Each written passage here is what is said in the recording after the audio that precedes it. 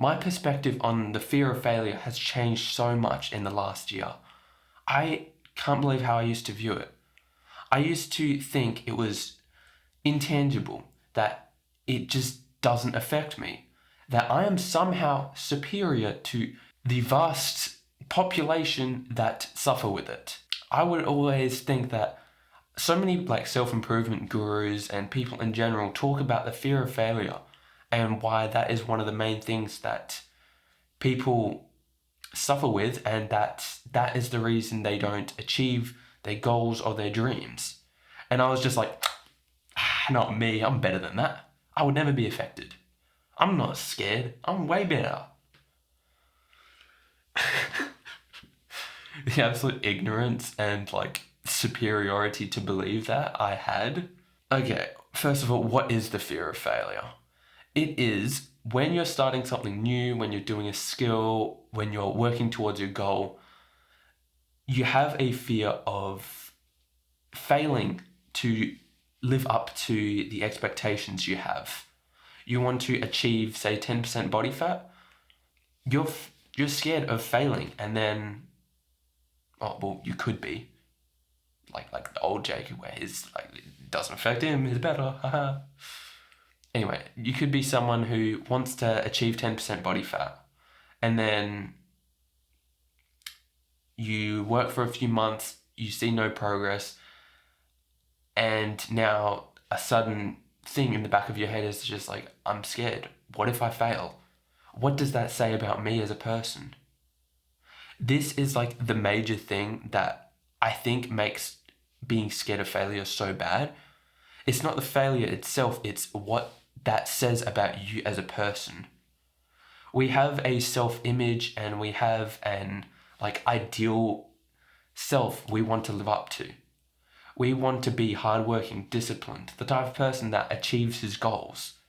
But if we receive evidence or proof that, hey, you know what, maybe we're not actually achieving our goals, maybe we're failing, that is a bitter pill to swallow, and we struggle to handle that. And I used to think that this was intangible, that this had no direct like effect on my actions. But it does. When we're scared, we're more likely to not take action. We're more likely to justify inaction. This was a revelation I had recently. We might be scared deep down, but we mask that fear by logic. The mind's ability to generate rationalizations and make something sound smart is incredible. If you find cases of this in your own life, you'll be like, that's ridiculous. Okay, let's since I said it's intangible, let's make it a bit more tangible and give you some of my experiences, I guess. So about a year ago, I started doing YouTube, and I recorded something like 60 videos. With each video, this was on a separate channel, with each video, okay, let's actually set my expectations first. This was my way to financial freedom.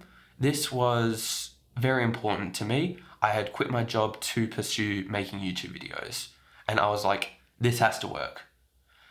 And all of these like expectations of how important it is masks my fear, because I'm afraid of failing. There are so many things that I was afraid of. It's like, what if I don't perform well on YouTube? What if I never make it big? What if I never get good enough? What if I'm just not interesting enough? What if I'm not charismatic enough? What if people don't like what I have to say? What if I'm not intelligent enough? What if I fail? All of these limiting beliefs act as a sort of filter. When we decide to take action, and then it's filtered through our belief systems. This is a whole nother thing that took me a while to actually understand. But when we decide to take action, there's always those lingering like list of limiting beliefs that I just stated in the back of your head. And that makes just doing the most basic action. Hey, I want to go sit down to record a video. That makes that so much more emotional and hard, because deep down I'm like, I'm a failure. What if I fail? Shit. All of these things come up in my mind, and it's just like, when in reality I'm just scared. And if I were to accept, hey, hold on, I might actually fail, I might not succeed, and since I was attributing so much of the negatives to my self-esteem, my self-image, it's like, if I failed, I'm a failure as a human being. Stop making these stupid jumps to conclusions. Just because you've got 6 months of experience, you've now done it for 6 months, and you haven't succeeded yet. You can either let that fear of failure just screw you down, or you can keep going. This is what I've had to come to terms with, and why you're even seeing this video in the first place. Because this affected me so much. It's so easy to say, yeah, I'm not scared. I'd be able to persevere for years without having any tangible results. It's so easy to think that within the first few weeks of starting something new. But then when you're actually in the trenches 3-6 months later, and you've made no results, and you're scared of it never having made results, that is a much harder thing to deal with mentally than what we perceive it to be. I think this comes down to expectations we have. It's going to take a lot longer than you think. Whatever your expectations for timelines, double, triple it. And then when that timeline hits, like say you set a expectation 6 months, what if it takes 2 years? And since 6 months you've failed, you've screwed up, you just give up. But you needed to give enough time for the results to come. 2 years. Which is a completely arbitrary number. In this case, it's just a better example. But yeah. Anyway, all to say, the fear of failure does drive your life. It is tangible, and it is underlying your actions. It can be masked by logic. So I didn't actually explain this earlier. The brain rationalizes things so easily. You could make a decision emotionally, driven by fear, and then after the event, or say you were going to sit down to record a YouTube video, then you manage to logic yourself out of recording the video.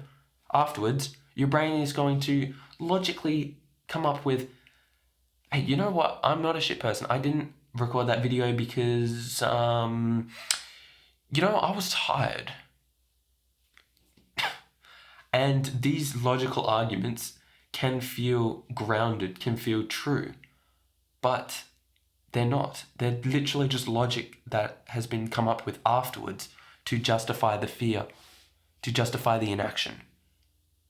The biggest thing you can take away is if you're, the biggest thing that we need to do to take action, the biggest thing we need to do to achieve dreams and goals is to take actions that coincide with the achievement of the goal itself. If you want to become a YouTuber, make YouTube videos. If you want to get a girlfriend, you have to actually talk to and approach girls and get better. It's things like that. You have to take the actions required. You can't just think about it all the time. Therefore, as the one metric that actually matters, action, what do you tell yourself when you don't take action? That is the thing that you need to be aware of. It's going to feel real. It's going to feel tangible. It's going to feel like that makes sense. But if you search deeper inside, it's actually a mask driven by fear. Be so careful of the logical arguments we tell ourselves. That's my biggest tip to you. And be aware that fear is a natural thing. We have natural propensities to be scared of failure and what that says about ourselves. It just is. We have to accept that we might not reach our goals. We might not reach our goals in a certain amount of time. And we absolutely cannot jump to the conclusion about ourselves as a result of the failure, because that makes it so much worse. You failed in a thing for 6 months? You know what? I'm a failure as a human being and I will never succeed in anything ever, so let's never try. That might sound extreme, but is it really extreme? The brain's ability to defend itself is very strong. So just keep all this in mind and don't be too hard on yourself. So yeah, I hope you enjoyed the video. Take care of yourself, mate. Bye-bye.